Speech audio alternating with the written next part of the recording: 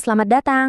Hari ini, yuk kita bedah bareng-bareng sebuah sistem yang jadi kunci kualitas pendidikan.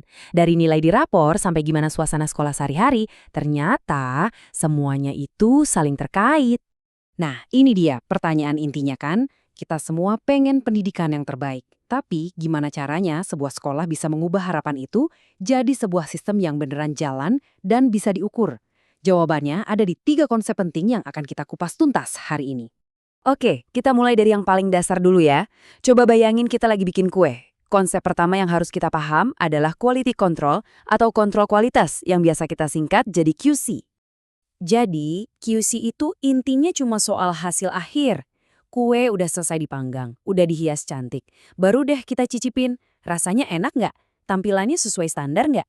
Sifat QC itu reaktif. Dia baru muncul setelah semua kerjaan selesai, cuma buat ngecek hasilnya. Karakteristik utamanya jelas banget, dan ini penting nih. QC itu selalu lihat ke belakang. Fokusnya adalah mendeteksi kesalahan di produk yang udah jadi, bukan mencegah dari awal. QC ini ibarat juri di akhir pertandingan, yang nentuin apakah hasilnya lulus atau gagal berdasarkan standar yang ada. Kalau di dunia sekolah, wah ini sih kita kenal banget. Ujian nasional, rapor siswa, evaluasi tahunan guru, sampai akreditasi. Itu semua bentuk QC. Mereka semua mencoba menjawab satu pertanyaan. Apakah hasil akhirnya udah sesuai standar yang kita mau? Kalau QC cuma nyicipin kue yang udah jadi, pasti ada cara yang lebih cerdas dong. Nah, sekarang kita naik satu tingkat ke konsep berikutnya. Quality Assurance atau penjaminan kualitas, kita sebut aja QA. Nah, ini dia bedanya.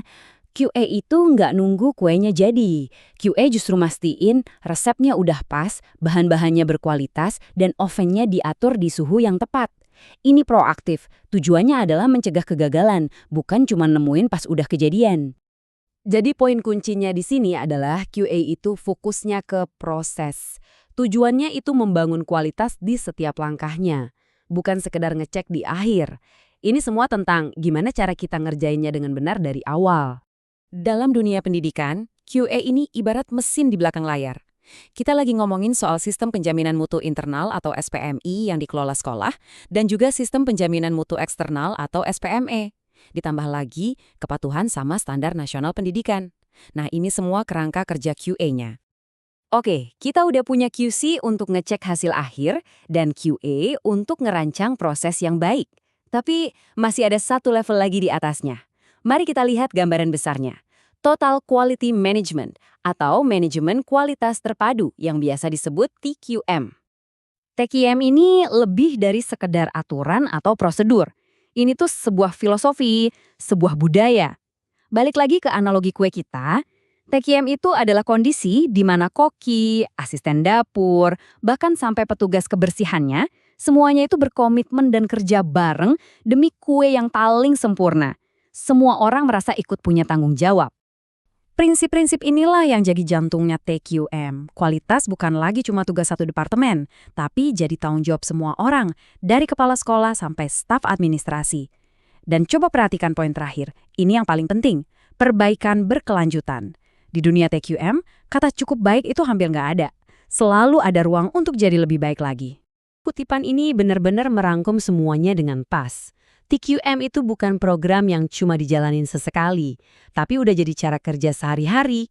Kualitas itu udah mendarah daging, jadi bagian dari DNA organisasi. Jadi kita sekarang punya QC, QA, dan TQM. Apa mereka saling bersaing satu sama lain? Oh, tentu saja tidak. Sekarang, saatnya kita satukan semua kepingan puzzle ini. Nah, ini penting banget untuk dipahami. Mereka ini nggak saling menggantikan loh, justru sebaliknya, mereka membentuk sebuah tingkatan, kayak tangga gitu, yang saling menguatkan untuk menciptakan sistem kualitas yang utuh. Dan tabel ini ngejelasinnya dengan simpel banget. QC itu ngecek hasil untuk mendeteksi kesalahan. QA ngerancang proses untuk mencegah kesalahan. Nah, TQM itu payung besarnya. Dia menciptakan seluruh sistem dan budaya yang fokusnya untuk meningkatkan kualitas terus-menerus. Jadi, QC itu bagian dari QA, dan keduanya adalah alat di dalam kerangka TQM yang jauh lebih besar. Tentu aja, kalau dijelasin di atas kertas kayak gini, semuanya kedengeran ideal banget ya. Tapi gimana sih penerapannya di sekolah-sekolah kita sekarang? Dan apa aja tantangannya di lapangan? Sistem mutu pendidikan yang ideal itu ya gabungan dari ketiganya. Dimulai dari sistem penjaminan mutu yang kuat, yang isinya QA dan QC, lalu didorong sama komitmen untuk selalu jadi lebih baik, dan yang paling penting, semuanya itu berakar pada budaya mutu yang dipegang sama-sama oleh semua orang di sekolah. Tapi kenyataannya emang nggak semulus itu. Sekolah sering banget menghadapi tantangan nyata. Ada staf yang mungkin agak susah diajak berubah, sumber daya yang terbatas, dan ini yang paling krusial, kepemimpinan yang mungkin belum sepenuhnya berkomitmen. Tanpa pemimpin yang kuat dan data yang valid, ide-ide hebat ini bisa berhenti di tengah jalan. Dan ini membawa kita ke pertanyaan terakhir yang cukup menantang. Kita udah lihat kalau kualitas sejati itu butuh partisipasi semua orang. Tapi kalau sistemnya ternyata gagal, siapa yang harus bertanggung jawab? Pemimpinnya, sistemnya, atau jangan-jangan kita semua? Sebuah pertanyaan yang menarik untuk kita pikirkan bersama.